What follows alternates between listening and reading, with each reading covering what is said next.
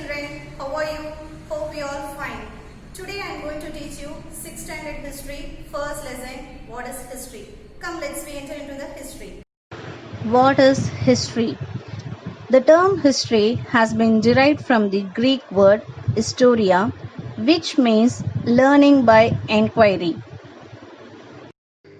The timeline given in this picture is about telling the time in history. Time in history is calculated in years using BC or BCE. BC means before Christ and BCE means before Common Era. And AD stands for Anno Domino and CE stands for Common Era. This picture represents that we can understand the period and lifestyle of people of Old Stone Age from their used stone tools. Numismatics, the study of coins. Epigraphy, the study of inscriptions. In ancient period, the people lived in caves, used to draw paintings in rocks called rock painting. They might have wished to record their activities through these paintings. We came to know their hunting style through their paintings on the rocks and walls of the caves. Some would have stayed back without joining the hunting team. So for their benefit, these pictures could have been drawn. They might have done it as a part of their pastime. Shall we know what is prehistory? The period between the use of first stone tools and the invention of writing systems is called prehistory. Stone tools, excavated materials, and rock paintings are the major sources of prehistory.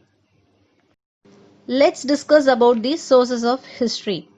Sources of history can be classified into two sources. First one is archaeological sources, second one is literary sources. Archaeological sources include buildings, houses, pottery, seals, coins, monuments, writings and paintings on stones or walls, tools, jewelry, bones, leftover pieces of metals and other artifacts. Like that, literary sources can be divided into three groups, namely religious literature, secular literature and accounts of foreigners. Children, let's know something about mighty Emperor Ashoka. The most famous ruler of ancient India was Emperor Ashoka. He was the first to give up war after victory. He was the first to build hospitals for animals. Ashoka Chakra with 24 spokes in our national flag was taken from the Sarnath pillar of Ashoka. Charles Allen wrote a book titled The Search for the India's Lost Emperor, which provided a comprehensive account of Ashoka. We came to know about mighty Emperor Ashoka from the inscriptions observed on rocks, Sanchi Stupa and Sarnath pillar help to understand the greatness of Ashoka to the world. Now we will discuss about proto-history. Already we have learnt about prehistory. Prehistory is nothing but the period between the use of first stone tools and the invention of writing system. Now we'll see proto-history. This is the period between prehistory and history. The period for which records in writing age available but not yet deciphered is called proto-history. Deciphered is nothing but it's not clear or not able to understand is the meaning. Now look at the picture. The above given points will help you to understand the picture. Today we are leading a safe life with all modern equipment.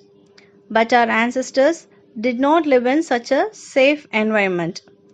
There might have been chances of wild animals entering their caves, but they realized that dogs could help them to prevent the entry of such dangerous animals by its sniffing skill. Hence they started domesticating dogs for their protection and hunting activities. Children, now discuss about the summary of the lesson.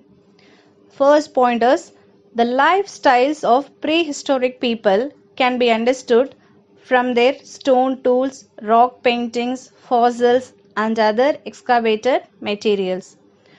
Protohistory is the period between prehistory and history.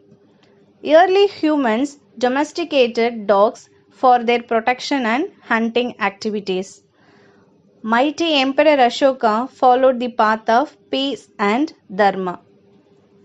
Ashoka Chakra with 24 spokes in our national flag was taken from Sarnath pillar of Ashoka. Children, hope you all enjoy learning this lesson. Bye and thank you.